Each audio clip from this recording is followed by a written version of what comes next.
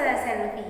Hari ini Ustazah Selvi akan menerangkan materi IPA tentang pemantulan dan penyerapan bunyi.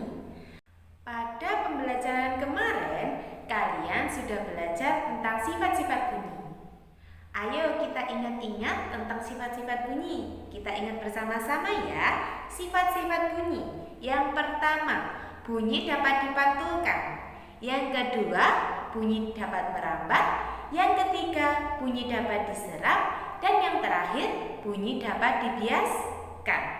Nah, itu tentang sifat-sifat bunyi. Kalau kalian lupa, kalian bisa melihat lagi video yang kemarin tentang bunyi dan sumber bunyi.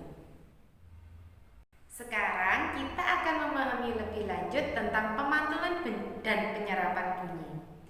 Nah, Ustazah mau tanya nih, apakah kalian pernah bermain di lapangan? Apakah kalian pernah berteriak di lapangan? Apa yang terjadi dengan suara kalian? Nah, sekarang coba kalian bandingkan. Kalau kalian berteriak di dalam ruangan, di kelas nih, contohnya di kelas, apa yang terjadi dengan suara kalian? Apakah ada perbedaan ketika kalian berteriak di lapangan dan ketika kalian berteriak di dalam ruangan atau di kelas? Nah, kita sekarang akan mempelajari perbedaan apa sih? Kok bisa terjadi adanya perbedaan itu? Kita pelajari bersama-sama ya.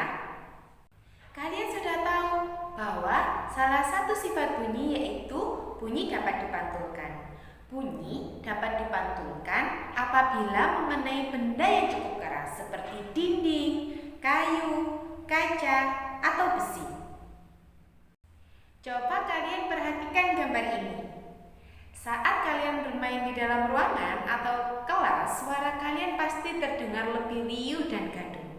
Hal ini terjadi karena suara dipantulkan oleh dinding ruangan. Berbeda ketika kalian bermain di tanah lapang atau lapangan. Suara terdengar pelan dari kejauhan. Hal itu terjadi karena bunyi tersebut diteruskan ke segala arah.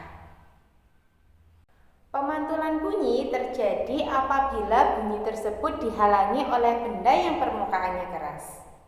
Berdasarkan jarak sumber bunyi dengan dinding pantulnya, bunyi pantul dibedakan menjadi 3. Bunyi pantul yang memperkeras bunyi asli jika jarak antara sumber bunyi dan dinding pemantulnya dekat, bunyi pantul terdengar hampir bersamaan dengan bunyi asli, sehingga akan memperkeras bunyi asli. Misalnya, jika kita berbicara di dalam kamar kosong yang tertutup, bunyi yang akan kita keluarkan akan mengenai dinding-dinding kamar.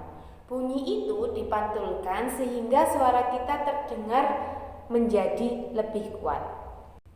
Gaung atau kerdam, dinding pemantul pada jarak yang agak jauh dari sumber bunyi menyebabkan hanya sebagian bunyi pantul tiba bersamaan dengan bunyi asli. Akibatnya, bunyi pantul mengganggu bunyi asli sehingga bunyi yang terdengar tidak jelas. Yang ketiga, yaitu gema. Gema terjadi jika bunyi dipantulkan oleh dinding pemantul yang sangat jauh. Misalnya, apabila kita berdiri di antara 3 tebing, lalu berteriak, suara yang kita keluarkan itu akan merambat melalui udara ke dinding tebing. Bunyi itu dipantulkan oleh dinding tebing yang satu, lalu mengenai dinding tebing yang lainnya. Pada saat itu, bunyi pantul mengenai dinding tebing kedua. Makanya gema terjadi. Tahukah kalian, proses pemantulan bunyi juga dimanfaatkan oleh kapal laut untuk mengetahui kedalaman laut, yaitu dengan menggunakan sonar.